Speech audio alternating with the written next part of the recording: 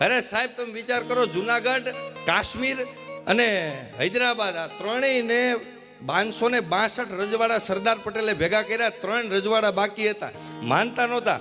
અને હૈદરાબાદના નવાબે એમ કીધેલું કે સરદાર પટેલ, હિન્દુઓ તમારા હૈદરાબાદની અંદર ખૂબ રહે છે, ધ્યાન રાખજો. અને ત્યારે સરદાર પટેલે એમ કીધું તું કે તારે જીવવું છે કે હૈદરાબાદ દેવું છે? તારે જીવવું છે કે હૈદરાબાદ દેવું છે? આ સરદાર પટેલની ખુમારીને કેમ ભૂલાય સાહેબ? અને જ્યારે અમિત શાહ પોતાની સંસદ ભવનની અંદર જ્યારે આ પ્રસ્તાવ મૂક્યો ને, ત્યારે એનો ચહેરો જોજો, એની અંદર સરદાર પટેલની ચેતના કામ કરતી હતી સાહેબ. બાકી અમિત શાહથી ન થાય, એનાથી ન થાય, ચેતનાવું કામ કરે મુકેશભાઈ. એટલે આ આપણા મોદી સાહેબ છે ભાઈ. મોદી સાહેબની સરકાર એટલે અનકોટ જેવી, જોઈ લેવાય, અડાય નહીં. અનકોટને આપણે જોઈ લેવાય, અડાય નહીં. એમ હા ભાઈને પણ મનીષને ઉલ્લી દા ચોખ્ઠું બહાર ન આવી જાય, તારું ધ્યાન રાખજે. એટલે મૂળ વાત આ સમજ્યા. એક ભિખારી મંદિરની બહાર ઊભો હતો, એમાં એક કપલ આવ્યું સરસ મજાનું. એટલે કપલને કીધું કંઈક આપો ને, તમારી જોડી સલામત રહે. એ કે પણ મારા લગ્ન જ નથી થયા. ભિખારી કે હું તમારા બેન જોડીની વાત નથી કરું, તમારી ચપ્પલની જોડીની વાત કરું છું. આ પતિ અને પત્ની તમે બે હારોહાર ફેમિલીની અંદર બેઠા બેઠા જે દાંત કાઢી શકો છો ને, આ જ મોટી સફળતા છે. આના જ મોટી કારણ કે દાંત જ નથી કાઢી શકતા. બે માણા બેઠા હોય હારોહાર દાંત જ નથી કાઢી શકતા. હા, હું અહીંથી અમારે અમુક પ્રોગ્રામની અંદર બહુ મારે અનુભવ થાય ને, અહીંથી હું જોક્સ બોલું, આખું ગામ દાંત કાઢે. ઓલો હોય છે ખહુર બેઠો હોય, સ્મિતા હસું, ભાઈ દાંત કાઢવા માંડે. સ્મિતાનું દીકરું, તારી જાતની સ્મિતુડી. અને પતિ ને પત્નીના જીવનની અંદર એક વાત તો કાયમ બની જશે, એક વાત તો બની જ હોય. અને 20 વર્ષથી લઈ અને 80 વર્ષ સુધીની અહીંયા બધા બેઠા છે, અને બધા બે માણસ પરિવાર સાથે જ બેઠા છે. પણ બધાના જીવનમાં એક વાત બની હોય. નવા લગ્ન થયા હોય તોય ભલે, અને પલ્લો કાપી ગયા હોય તોય ભલે. કઈ વાત ખબર? એમના પત્નીએ એમના પતિને એકવાર જીવનની અંદર કીધું જ હોય. એ વાક્ય કયું? હું મારા છોકરા હાટું જીવું. આ વાક્ય હરેશભાઈ, હું મારા છોકરા હાટું જીવું. પણ નીકળો તો પછી રજા લ્યો.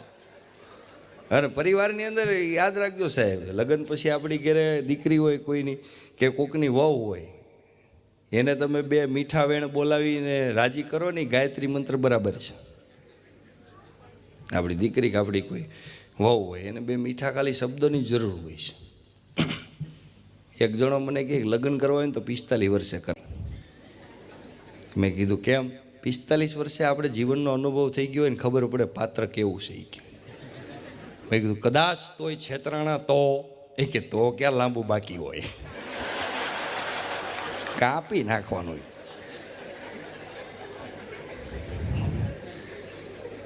એક સાસુ વહુને કે ધ્યાન રાખવાનું, આ તમારું પિયર નથી, માપમાં રહેવાનું. વહુ કે તમારું પિયર નથી, માપમાં જ રહેવાનું હોય. હમણાં હું એની ઘેરે ગયો હતો તો બે માપમાં હતા. ઠીક, બરોબર છે, બધું માપે સારું લાગે. એટલે બધી હસવાની વાતો છે, હસી શકો એ બહુ સારી વાત છે. બાકી અમુક નથી અમારે દાંત કાઢી શકતા એમ. અને અમુક વાતો એવી હોય કે આજ બોલાય ને પછી. અને મારા જીવનની અંદર બધા મુકેશભાઈ પાત્રો જેવા મળ્યા છે અડીખંભ, કે એની વાત જ જવા દો.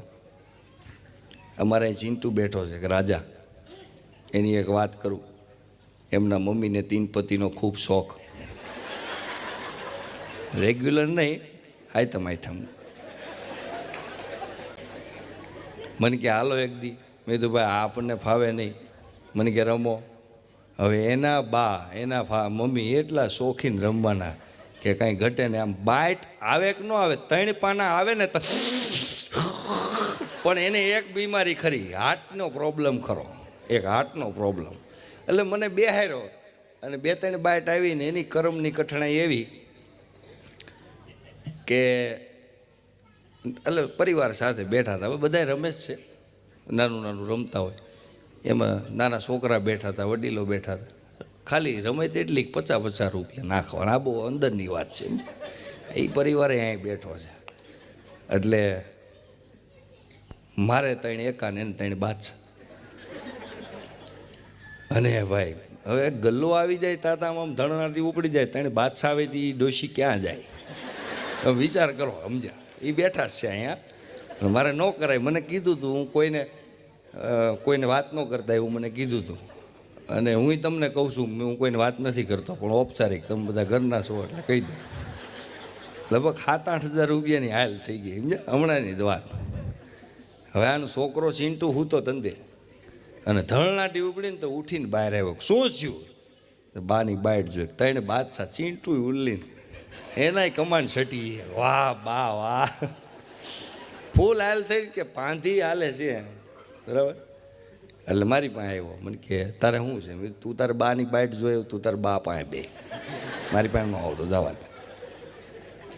એટલે હાઈલ ઉપર હાલ લગભગ 10-12 હજાર રૂપિયા ભેગા થયા. એટલે પછી ચીંટુને શંકા ગઈ કે આ 3 બાદશાહ હોય તો સામે કંઈક 3 એકા જેવું હોય જ એમ. મારી પાસે આવ્યો, મને કે શું છે કે? મેં કીધું 3 એકા છે. મને કે બાઇટ મેલ દે, બાઇટ જવા દે. મેં તો 12,000 રૂપિયા પટમાં આવ્યા. મહેશભાઈ સત્ય વાત હો, 12,000 રૂપિયા પટમાં આવ્યા. આનું કે તું બાઇટ જવા દે ને મારો ભાઈ કે. પણ મેં કીધું આ પૈસાનું 12ના 24 સવાર હું તને આપું, તું બાઇટ જવા દે કે. કેમ કે આ જો બાઇટ ગઈ ને તો મારી માં પીપી સવાણીમાં સીધી જાય. હાર્ટનું પેશન્ટ છે એ, હાર્ટનું પેશન્ટ છે એ. ગયા કોકને 3 નવા હોય ને સામે કોકને 10 હોય તોય તાવ આવી જાય છે. આ 3 બાદશાહ 3 એકા છે. આ ડોસી સીધી જાય ન્યા. આ 100વીમાં પતે, ઓલું 1.5 મહિને પતે. આ સત્ય બની ગયેલી વાતો. એક બેન, 2 બેન બહાર બેઠા સોસાયટીમાં. એક બેને બીજા બેનને કીધું, તમારા ભાઈને હું એમ કહું ને મને 1 હાડી લઈ દો તો મને 1 હાડી તરત લઈ દે. એટલે બીજી કે એમાં હું તમારા ભાઈને એમ કહું ને મને 2 હાડી લઈ દો એટલે 2 હાડી દે. હેઠીની બે જાય, હેઠી બે તું મારી બેટી હાડી વાળી થામા એમ. અને અત્યારે જમાનો એવો આવી ગયો છે. અત્યારના છોકરાઓ એમ કે પપ્પા ગરમી થાય છે, કુલુનાવાળી શિમલા કાશ્મીરમાં લઈ જાઓ. ગરમીમાં છોકરાઓ આવી ડિમાન્ડ કરે. અને આપણે આપણા બાપાને કહેતા કે પપ્પા ગરમી થાય છે, દિવાણને ટકો કરવા લઈ જતા. ટકો કરી નાખો આને પહેલાં ઉપાડ લેવું પડે. સનમભાઈ આવું હતું આપણે પહેલાં, સિસ્ટમ હતી બધી.